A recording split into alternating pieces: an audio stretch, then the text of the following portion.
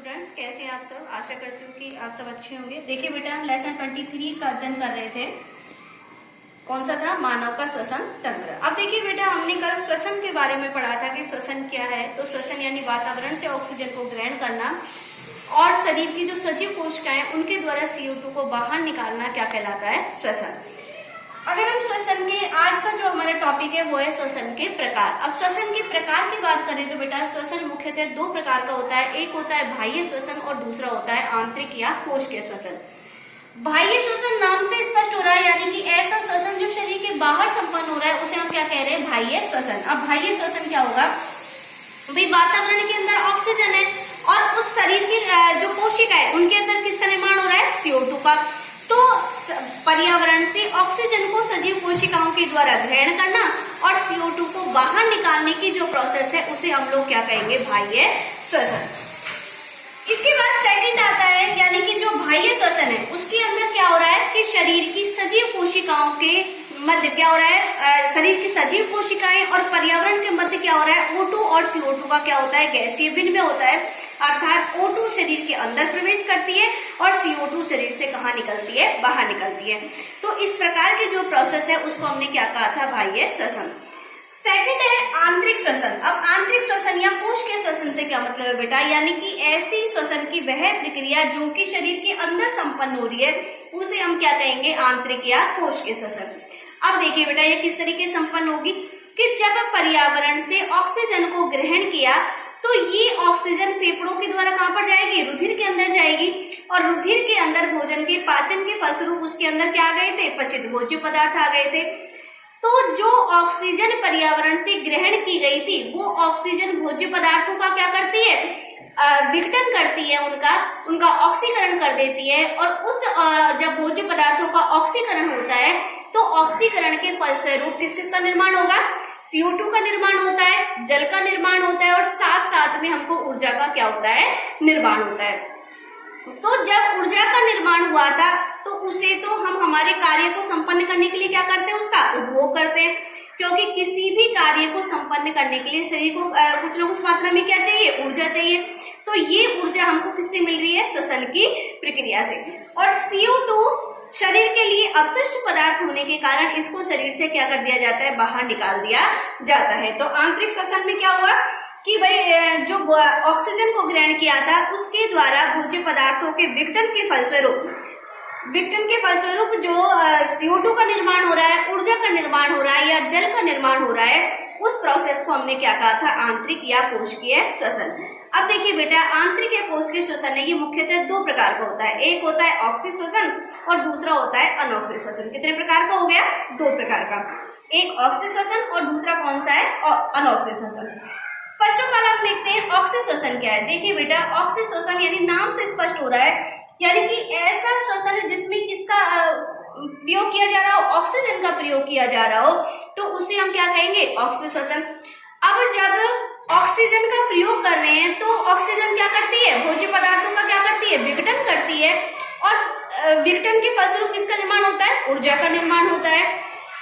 तो ऑक्सीजन के ऑक्सी श्वसन के अंदर ऑक्सीजन को ग्रहण करने के कारण भोज्य पदार्थों का क्या हो जाता है? पूर्ण विघटन हो जाता है और पूर्ण विघटन होने के फलस्वरूप हमको क्या मिलेगी? CO2 का निर्माण भी होगा, जल का निर्माण होगा और साथ साथ हमको 686 किलो कैलोरी ऊर्जा का क्या होता है? निर्माण होता है। तो ऊर्जा बहुत ज्यादा मात्रा में मिल रही है, तो हमको जो कार्य करने की क्षमता होती है वो भी हमारी क्या होती है? अधिक होती है। सेकंड आता है अनऑक्सी श्वसन। अनऑक्सी यानी नाम से स्पष्ट हो रहा है ऐसा श्वसन जो कि ऑक्सीजन की अनुपस्थिति में संपन्न होता हो, उसको हम कौन सा श्वसन कहेंगे? अनऑक्सी श्वसन। अब देखिए बेटा, ऑक्सीजन है नहीं। अब ऑक्सीजन नहीं है तो बताओ भोज्य पदार्थों का पूर्ण अपघटन होगा क्या? पूर्ण अपघटन नहीं होने के कारण जो और जल बन रहा था या जो ऊर्जा बन रही थी वो हमको बहुत कम मात्रा में मिलती है, यानी कि जो भोज्य पदार्थ है उनका पूर्ण अपघटन नहीं होगा। और ऐसी स्थिति में शरीर के अंदर किसका निर्माण होगा?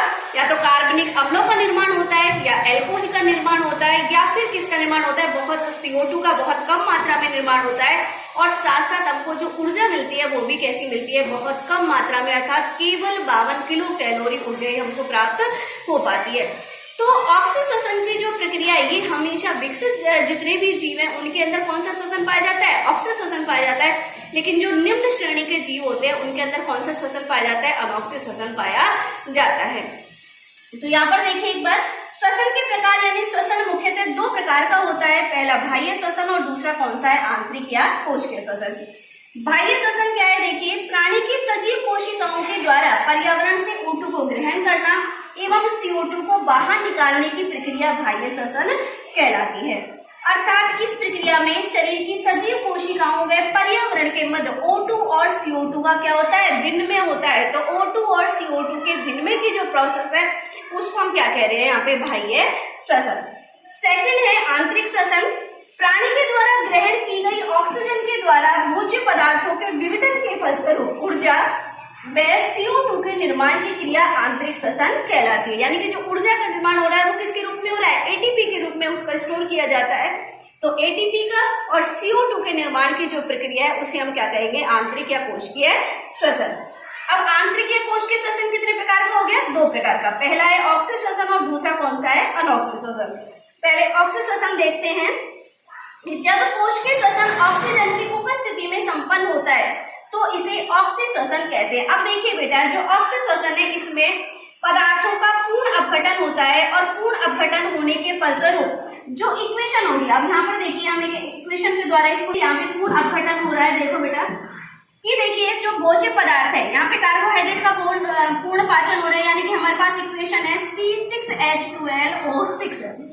ठीक है, ये भोज्य पदार्थ है हमारे पास में, ग्लूकोज है और इसका ऑक्सीजन की उपस्थिति में क्या होगा? यहाँ पे पूर्ण विघटन हो रहा है। ऑक्सी श्वसन की बात कर रहे हैं यहाँ पे, तो हमें जो मिलेगा वो हमको क्या मिल जाएगा? 6H2O plus 6CO2 plus 686 kilo calorie ऊर्जा का यहाँ पे क्या हो जाएगा? निर्माण हो जाएगा। तो यहाँ ऑक्सीजन ने भोज्य पदार्थ का ग्लूकोज का क्या कर दिया? पूर्ण अपघटन कर दिया और पूर्ण अपघटन के फलस्वरूप हमको क्या मिल गया? जल मिल गया, CO2 मिल गई और साथ साथ बहुत अधिक मात्रा में हमको क्या मिल गई? ऊर्जा मिल गई। सेकंड देखिए अनॉक्सी श्वसन की, जब कोशिकीय श्वसन ऑक्सीजन की अनुपस्थिति में संपन्न होता है तो इसे क्या कहेंगे? अनॉक्सी श्वसन। और अनॉक्सी श्वसन में भोज्य पदार्थों का पूर्ण विघटन नहीं हो पाता है और इस कारण किसका निर्माण होता है? एल्कोहल का या कार्बनिक अम्लों का क्या होता है? निर्माण होता है। तो देखिए यहाँ पे इक्वेशन क्या हो सकती है कि C6H12O6। अब O2 की अनुपस्थिति है यहाँ पे, ये तो किसकी उपस्थिति में था? ये तो ऑक्सी श्वसन था, तो ऑक्सीजन की क्या थी? उपस्थिति थी। ठीक है, यहाँ पर हम कौन सा श्वसन पढ़ रहे हैं? यहाँ पे अनॉक्सी श्वसन, यानी कि उसकी ऑक्सीजन की यहाँ पर क्या है? अनुपस्थिति है। तो अब यहाँ पर देखिए क्या बनेगा? 2C2H5OH। तो हमको एल्कोहल मिल गया, साथ साथ हमको क्या मिल जाएगी? CO2 मिल जाएगी और 52 किलो कैलोरी ऊर्जा का क्या हो जाएगा? यहाँ पे निर्माण हो जाएगा। तो ऑक्सी श्वसन में हमेशा ग्लूकोज का क्या हो रहा है? पूर्ण अपघटन हो रहा है, जिसके फलस्वरूप हमको जो ऊर्जा मिल रही है वो बहुत ज्यादा मात्रा में मिलती है और हमारे कार्य करने की जो दर होती है वो भी कैसी रहती है? बहुत ज्यादा रहती है। जो अनॉक्सी श्वसन है ये ऑक्सीजन की अनुपस्थिति में हो रहा है और यहाँ पर किसका निर्माण हो रहा है? एल्कोहल का निर्माण हो रहा है। साथ साथ ऑक्सीजन जो CO2 बन रही है वो भी बहुत कम मात्रा में बन रही है और जो ऊर्जा मिल रही है वो भी हमको केवल 52 किलो कैलोरी मिल रही है। तो ये भी कैसी मिल रही है? कम मिल रही है।